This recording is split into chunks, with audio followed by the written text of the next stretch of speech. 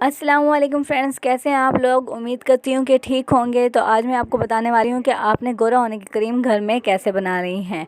Video पर चलने से पहले अगर आपने मेरे वीडियो को लाइक नहीं किया तो प्लीज़ लाइक कर दें और चैनल को सब्सक्राइब कर दें ताकि इस तरह की मुफीद वीडियोज़ आप तक पहुँचती रहें। तो हम अपनी वीडियो को आगे बढ़ाते हैं। आपने 2 टमाटर ले लेने हैं और इनका पेस्ट बना लेना है। इसमें आपने 4 से 5 चम्मच कॉर्नफ्लोर डालना है और हल्की आंच पर 7 मिनट तक पकाना है।